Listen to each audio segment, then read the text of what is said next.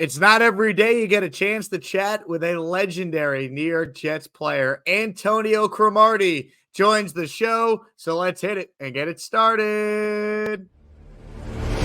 Man, our Jets are primed for a historic season.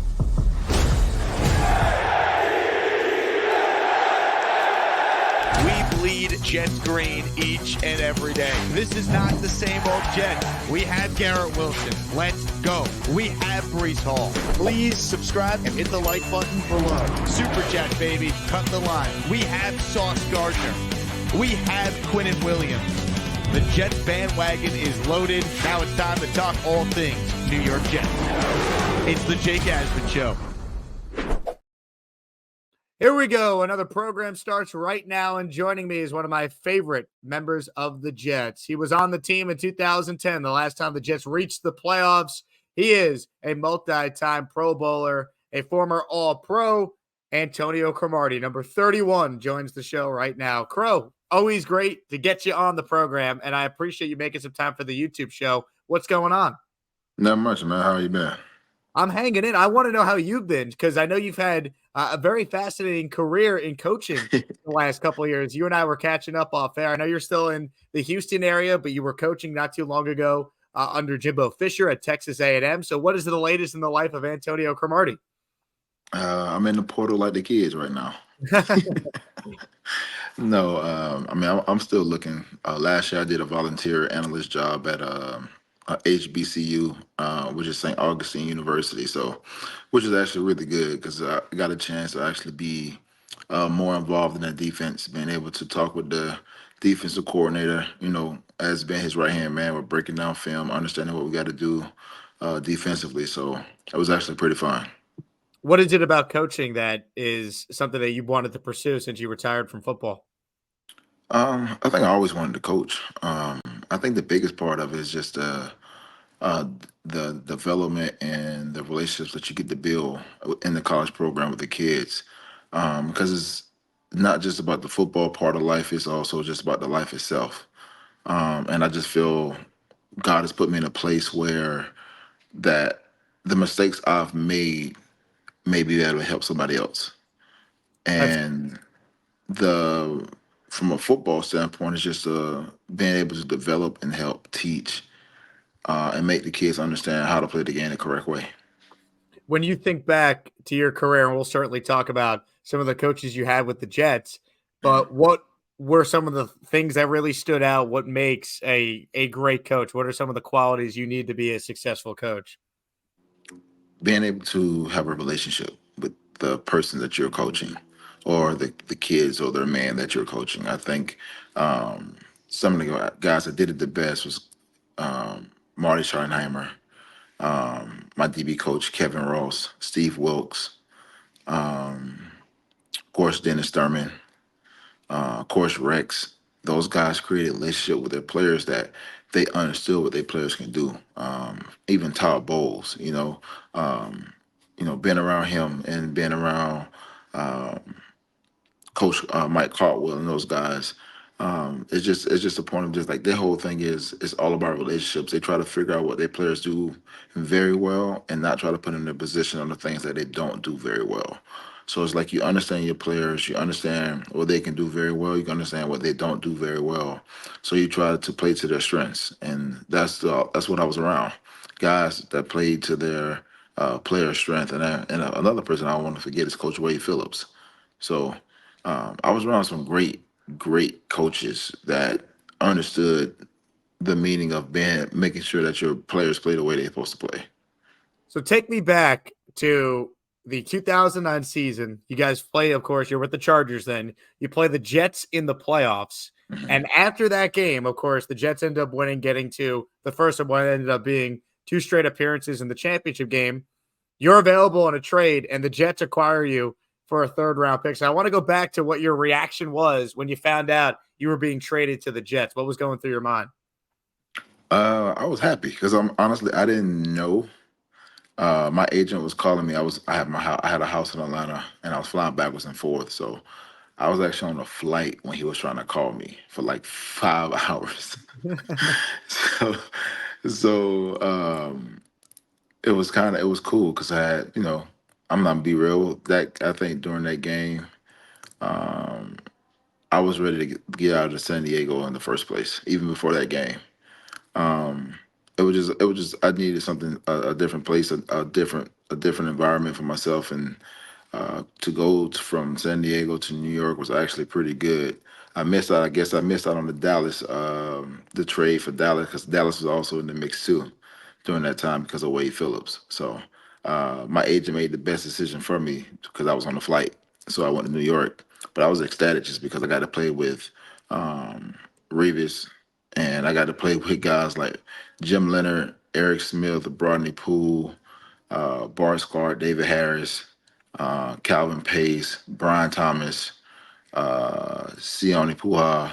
Playing with those guys on that on that defense, man, was freaking crazy. And you add Jason Taylor into that too, man. It was just amazing. Like I played with two Hall of Famers basically with Jason Taylor and Revis. So it was pretty cool. It was pretty awesome.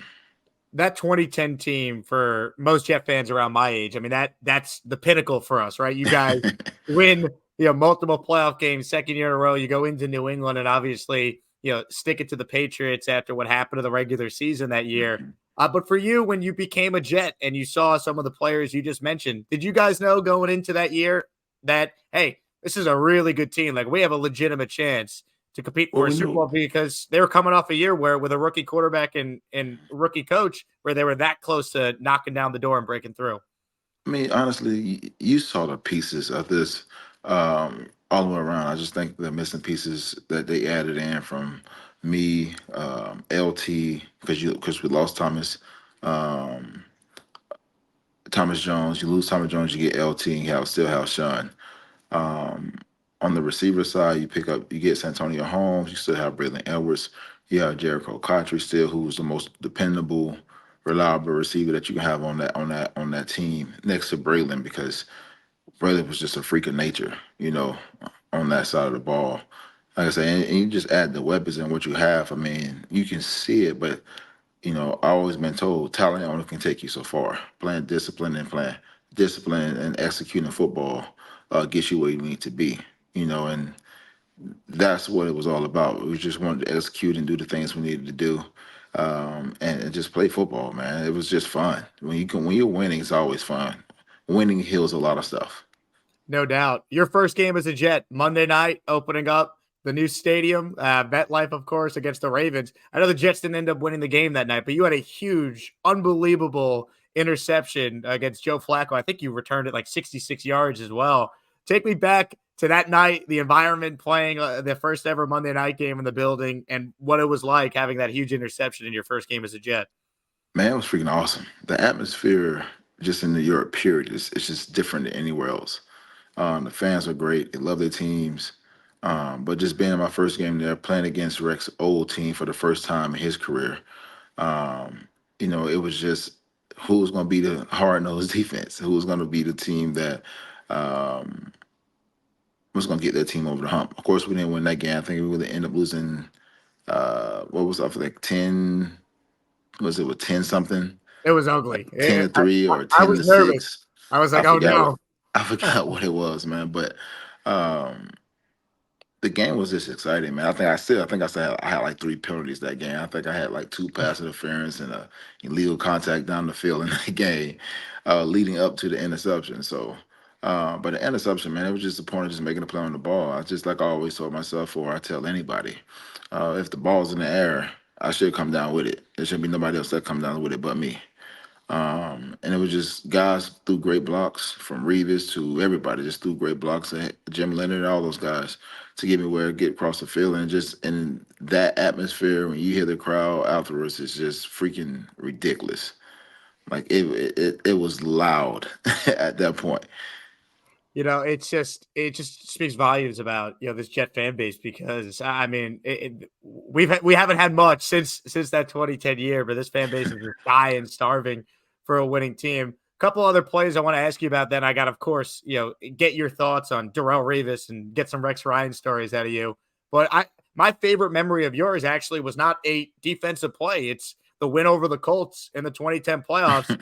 Mike Westhoff or whoever decided to put you back there as the kick returner, and your kick return ends up setting up that Nick Folk field goal that sent you guys to New England. So take us back to what that play was like. How did it come about? How did you even get told you were going to be the kick returner at the end of the fourth quarter in that game? Well, you got to remember this. Brad got hurt. Brad Smith got hurt. Right. Something was going on with him. So I ended up returning the opening kickoff for the second half. I don't think there was much scoring or anything going on during that time. And then they end up kicking a field goal, within that 2-minute range. And I was already supposed to be back there. So it wasn't like I was told to go back there. Like I always told Mike Westhoff, I'm here for the team. I'm here to do whatever I need to try to do for us to win as a team. So if that's me playing special teams, gunner, hold up, rushing rushing on the punt, I was willing to do. And he knew that about me. So it was just a point of just trying to get a good return, set up something, because I wasn't having a great game that game, be honest with you. I got beat by Pierre Garçon on the spray post. I gave up a couple third down catches, some big time catches on third down. And it was just a point for me just to try to redeem myself with that kickoff return. And that's what that's the only thing I was thinking, trying to get the best return I can to the point where we either got a short field or I'll take it to the house. Hey, you help win the game, and then Sanchez hits Braylon, and boom, here comes Nick Folk, who was money as a Jet and is still having an Definitely. outstanding career in the NFL. Definitely. Sends you guys to Foxborough. I mean, the win over the Patriots, it's the greatest win I've seen in my lifetime as a Jet fan. How special was it for you? And going into the game after the last time you played them and you lost 45-3, I know you guys believed in that locker room that you could win, but no one else seemed to. So what did it mean to kind of prove everyone wrong and win that game in the dramatic fashion you guys did? Honestly, man, it wasn't even about proving everybody wrong. It was the point of just going out there and getting tired of getting your ass whooped by fucking New England. I think that was the biggest thing. Man, we lost 45-3. We had lost Jim Leonard that Wednesday, I believe, to a broken leg in practice. Right before that game, before that 45-3 game. And we didn't play well at all, defensively at all. Communication wise, execution wise, understanding what they were doing, we didn't play well at all.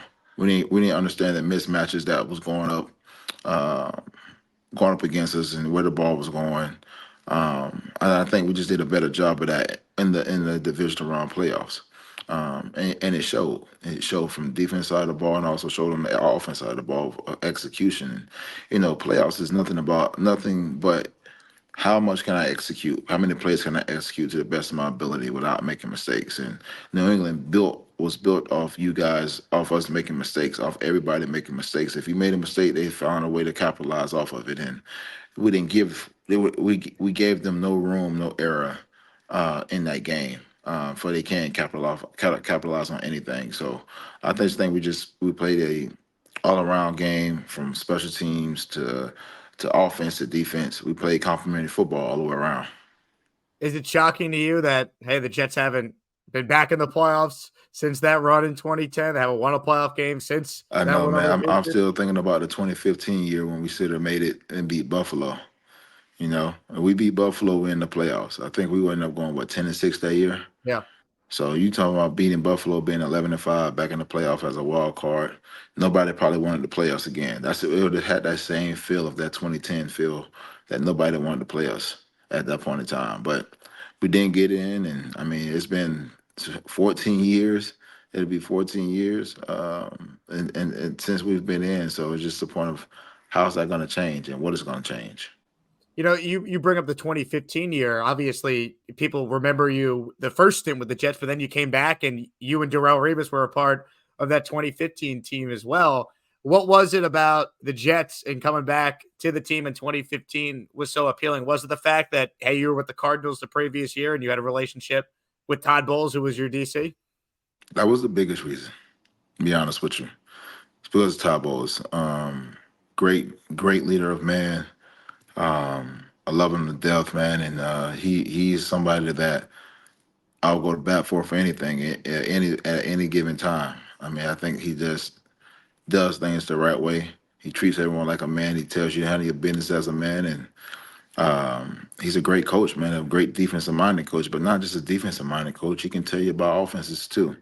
So he understands both sides of the ball. So when you got a coach like that, man, it just speaks volume. And why wouldn't you want to play for a guy like that? Speaking of coaches, you got to have a Rex Ryan story that you could share with the audience. So when you think back to playing for Rex and everything that came with it, what to I'll you give were some of you the things that stand out? I'll give you a story about Rex, man. I remember 2012. Do you remember that's the year I came out and said I was the second best receiver on the on the Yes. roster? So we're in camp, and I guess I'm just like me and LaRon Landry are just killing people at training camp, and Rex pulled us both aside and told us we have to buzz the tower. And I'm like, man, we like, what the hell is buzz the tower? So Buzz the Tower, he was like, he say, you motherfuckers better not hurt any of my no more of my damn players because right now we don't have shit on offense and you guys are just killing it. I turned to him, I was like, Rex, well, I can always go play receiver. You just throw me the damn ball. He looked at me. He said, fuck that, Crows. Don't hit nobody. Buzz the damn tower. I'm like, man, what the hell is Buzz the Tower? Buzz the Tower is basically like you can run fucking full speed, but you better run past the fucking person without touching them. He told us he would find us $10,000 for each player we fucking hit after that. So I didn't talk to nobody no more after that. Once he told me he's talking about $10,000, me or LeBron didn't practice tackling no more. Oh my god. Well, you know what? That was the whole problem with the post, 2010, 2011 Jets teams. I mean, once they got rid of Kotri and they got rid of Braylon, they never Mhm. replaced any of these guys. And by 2012, like the talent just was not there from the teams that were going to the playoffs in Rex's first 2 years. Definitely. Definitely. And not only that though, um, but it was just different from that time being just being around the guys. The locker room was different. You didn't have the same guys in the locker room that wanted the same thing. Some guys wanted other things. And when those guys wanted other things, it didn't work out well. Most guys were sitting in the locker room worried about what everyone else has had or what somebody was doing rather than us focusing on us as a team and doing the things we need to do. Darrelle Revis. I was in Canton this past summer watching him give his Hall of Fame speech going in on the first ballot. You had a very unique relationship with the guy because the Jets until DJ Reed and Sauce Gardner these last 2 years. Every Jet fan is saying we need another Revis, we need another Cromartie tandem in that secondary. Give us your perspective on watching Darrelle up close. What made him the great corner he was, and what are some of your favorite memories playing with him? Technique, patience, um, mindset, the way he practiced is the way he played. Um, I mean, it's not much. There's so much that you can say about him, man. It's just everything that he did, the way he practiced, the way he prepared. You knew what you was gonna get out of him every week. You know, you knew the things that he was preparing for. You knew the things when he stepped on the field. You know what you was gonna get from him, and that speaks volume about a guy that does it day in and day out, day in and day out. He was very consistent with everything he did, and I always tell anybody if you can find a DB with patience, you got something. And that's the thing. He never went for the first move. Stayed patient because he understood by just from watching film what kind of release they were trying to go, what kind of release they was going to give him. So he was able to get hands on and could play off coverage, could play any coverage that you needed him to play because he was just that good. And that's why he's in the Hall of Fame. When you watched him up close at practice, I had Mike DeVito on the show last year. I remember he said, I've never seen a player practice as hard as Darrelle would practice, how competitive he was in practice. What was your experience like watching him at practice? And was some of what DeVito was saying, did you agree watching it up close? Oh, 100%. But it just brought the best out of the guys that was on the team too. When I first got there, I'm just like I say, man, I was super athletic, gifted. Um, I worked my ass off, but it was just like everything for me came easy. Like it came very easy. Um, And seeing a guy like that has the tools to go out and go to work the way he did, it made me even want to work harder, in practice. It made me want to be better than what I was in practice. So he brought the best out of me also. And I'm guarantee he brought the best out of guys like Drew Coleman and who else we had? Kyle Wilson and those guys. So being around that and to see him the way he practiced and it made you want to practice that way. Made you want to practice hard. Made you want to do the things the right way. I've always wondered this because after the lockout in 2011, the Mhm. Jets, I mean, they made it public. They were trying to sign Nandi Osawa to pair him up with Revis. Mhm. Osawa ends up signing with Philly, and then they bring you back. Were you extra motivated after the Jets brought you back to basically be like, you guys shouldn't have even tried to bring in Nandi Osawa? Like, I'm an all pro Well, corner right here. what I would have said is I knew I was better than Namdi from the beginning, so that didn't bother me at all. I just think that's just part of business. People gotta understand the business part of it and leave it at that because that's all it is. It's business. Like they thought the guy could be compared. I mean, compared with Revis and do better. Um, but we saw what happened in Philly. So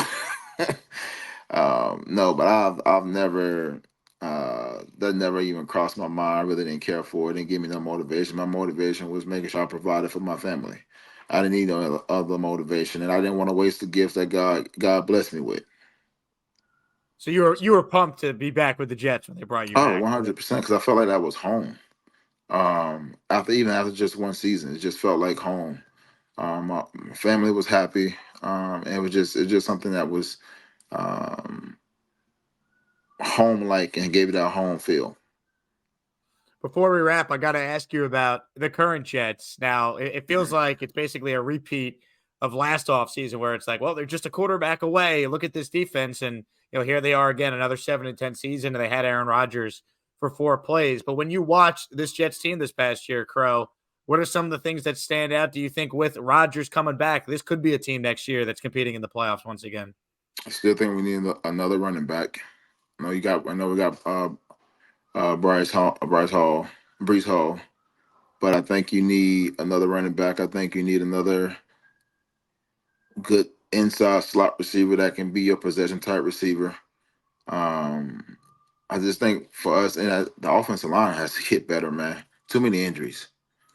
We're having too many injuries, too many rotations, too many things going wrong up front. And I think that's what we got to be. The trenches part is what we got to get better at. The skill set part we have, I think the defense is what we have is one of the best in the league. So you cannot complain or do anything about that. You know, I think offensively we just got to get better on the offensive line. We got to figure out how to stay healthy and keep our damn quarterbacks upright. Yep.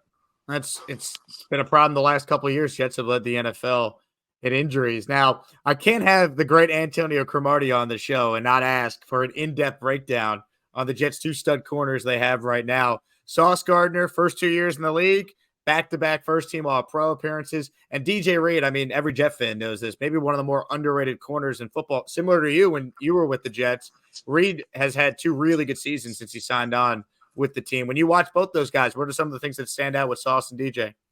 Love DJ, man. I think DJ does a hell of a job. I don't think he gets enough credit. But like I've told him before, who cares about the credit? Just do your job and do what you're supposed to do the best way you know how.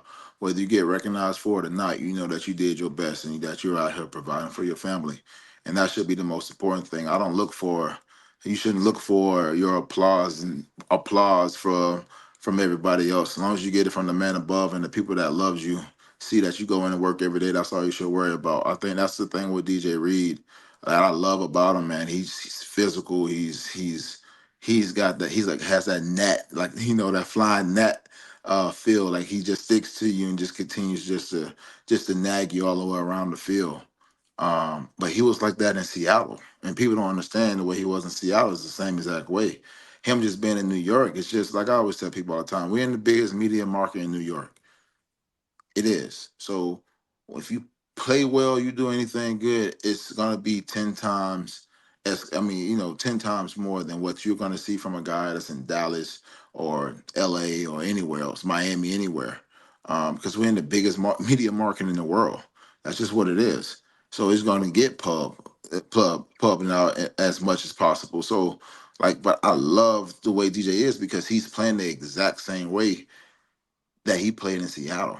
And you see the growth, and you continue to see the leadership and how he tries to lead also. So on that back end. So I mean, I love that about him. I think he's going to continue to do well.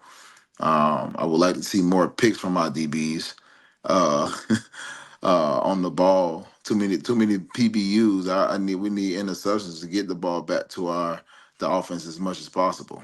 Um, and with Sauce, man, I think with Sauce is just he's playing the way he's supposed to play. He's a guy. He has the length. He can transition well coming out of his break. He does the things that he's supposed to do. I think he gave up 257 yards this year total. Going through a 17 game season. So I mean, the kid is playing phenomenal, man, and you can't take that away from him.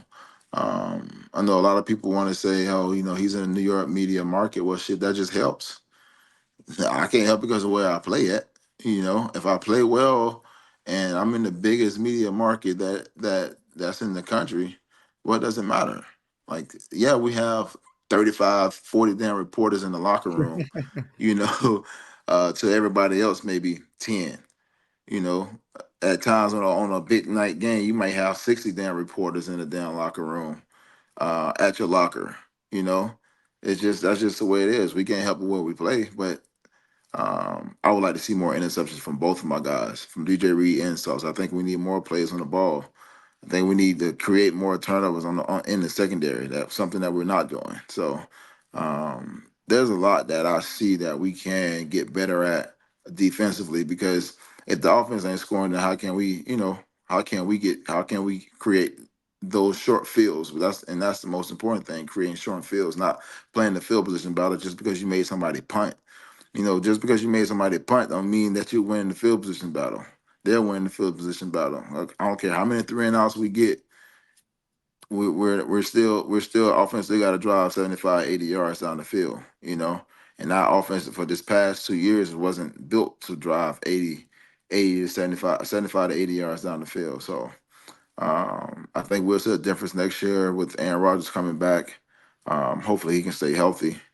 I think that's the biggest thing, and I think the defense is going to be the same because you got guys that can rush the passer from Quentin Williams. You got Jermaine Johnson.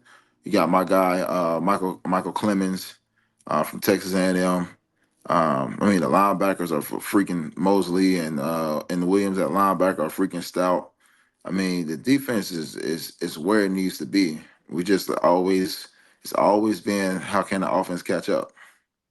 It's like you haven't left the team, Crow. It's defense leading the way, and offense is trying to do something. I Exactly. I wanted to ask you about Robert Saleh because he's come under a lot of fire these last couple of years. 3 years in, he hasn't had a winning season yet. I look at it and say, look, at least he's an expert on his side of the ball. The defense has been outstanding. It's tough to win when the quarterback play has been this bad, and I get they got to win this year, otherwise there will be changes. But from afar, when you look at Salah, when you look at this coaching staff, what are some of the qualities that stand out? And do you think, hey, with Rodgers healthy, yeah, Robert Salah is going to look like a much better head coach if this defense plays the way it does with competent quarterback play? Um, I love Robert Saleh, man. I think he's trying to do as best that he can with the quarterback situation that he had. I think I think we played what, 5 quarterbacks this year, Well, how about 7 in the last 2 years, and 7 in the I last two guess 4 this years. year? So I mean, and everybody want to say, oh, well, Cleveland played with 4 quarterbacks too, but also they created turnovers. They created turnovers. Yeah. They created short fields for their offense, and that's what we didn't do defensively, and that's what I mean by things like we have to create more turnovers on the defense side of the ball, some way, somehow, to get extra possession here and there as much as we can.